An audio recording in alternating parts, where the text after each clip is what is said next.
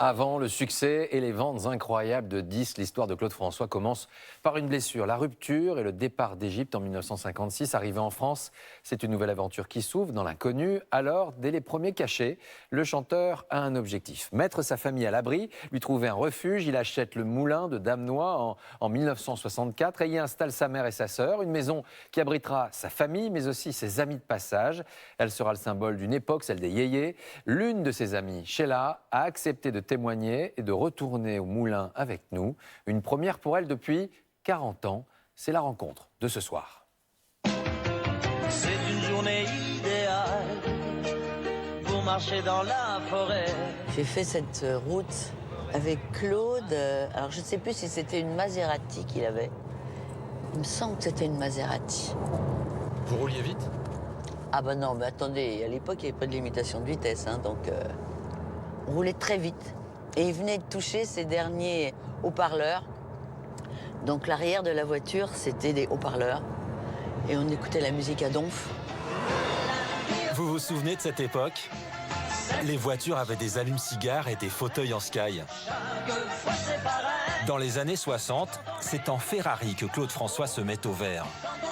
Un vieux moulin entouré d'eau, acheté sur les conseils de son amie Brigitte Bardot.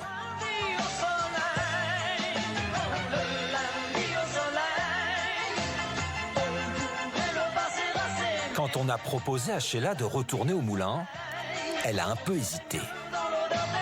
Forcément, elle n'y avait pas remis les pieds depuis la mort du chanteur. Et là, tous les souvenirs reviennent. Ça se passait comment chez lui ? Bah, moi, je venais voir mon pote, hein, donc il se passait des réunions de copains. Hein, je veux dire, après, on boit un coup. C'est un amateur de bon vin. Il avait une sublime cave qu'il adorait faire visiter à ses amis. Donc voilà, on mangeait bien, on mangeait très bien.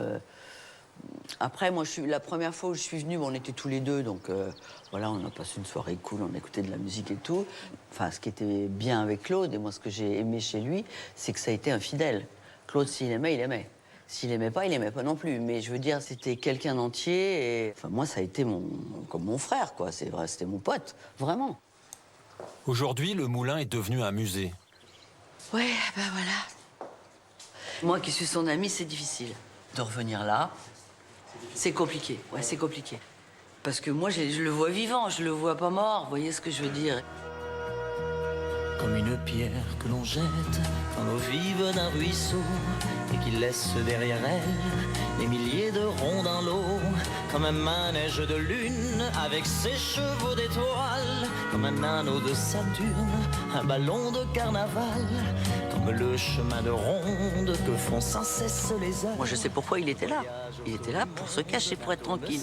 Dans sa fleur, tu fais tourner de ton nom. À cette époque-là, le fait d'être tout le temps exposé, tout le temps poursuivi, la perte de la liberté, c'est terrible. Alors c'est magnifique, c'est la rançon de la gloire. On vous dit oui, c'est vrai. Mais c'est aussi des fois lourd, quoi. À l'époque, c'était quand même le trou du cul du monde ici, hein, parce qu'on parle des années 70. Aujourd'hui, ça paraît pas loin, mais à l'époque, c'était loin. Nous deux, on pouvait se parler de tout. C'était les grandes discussions. Quand je me suis mariée à l'époque avec Ringo, c'était pas un grand fanat de cette histoire-là, lui. Mais on en a beaucoup parlé. On a parlé de vie, de la vie. C'était pas spécialement, c'est quoi ton prochain tube?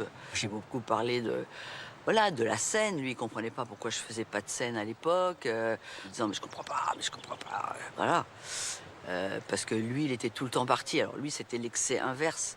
Mais c'est ce qui a fait ce qu'il est. Et il a fait des tournées absolument invraisemblables, Claude. Et je te bouscule. C'est là, sur le bord de la piscine, qu'il a écrit l'une de ses plus belles chansons d'amour. Sur toi, je remonte le drap. J'ai peur que tu aies froid, comme d'habitude. Ma main caresse tes cheveux, presque malgré moi. Sheila, la nostalgie, ce n'est vraiment pas son truc. Elle préfère quand il y a de la vie. Gloria, ouais. Gloria Régis. Non, mais pour qu'on voit tout le monde, tu vois, t'allumes tout, quoi. Sheila répète sur scène ses classiques. Version grosse guitare.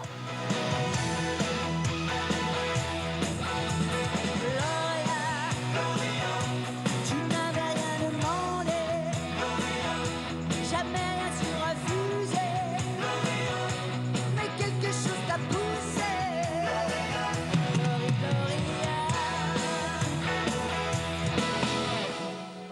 C'est finalement presque la dernière de toute une époque. Et vous savez quoi? Elle s'en moque. Ça fait quand même, je ne peux même pas le dire, moi je vais dire quand même 57 ans que je chante. Mais aujourd'hui, je ne suis pas usée. Moi, je m'amuse comme une gamine, quoi. Je prends du plaisir, je vois les gens heureux. J'essaie de distribuer de l'énergie, m'en redonne. Moi, c'est ma plus belle des récompenses. C'est ça mon trésor à moi. Dans la salle, il y a pas mal de cheveux gris. Mais en vrai, son public est comme elle. Il a toujours 16 ans. Le mari de maman. Oh là là, Ah bah, je suis la génération Claude François Sheila, quoi. On apprenait les chorégraphies de Sheila, on apprenait les chorégraphies de Claude François. Ah bah Sheila, Claude François, c'était le même public, hein. Sheila, c'est populaire, mais populaire, c'est pas un gros mot. Elle est devenue culte avec le temps, mais je pense que ouais, il y a encore un peu de connotation, c'est Sheila. Vous voyez, c'est un côté un peu trop franchouillard, mais moi j'aime le côté populaire et qu'elle le revendique, j'aime bien.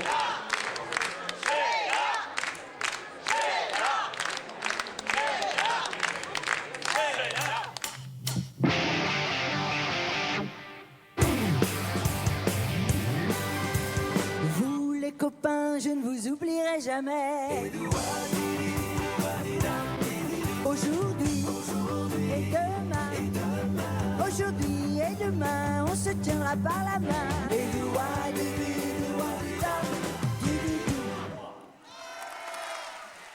Et on embrasse Sheila, l'heure du plus de 20h30 et saviez-vous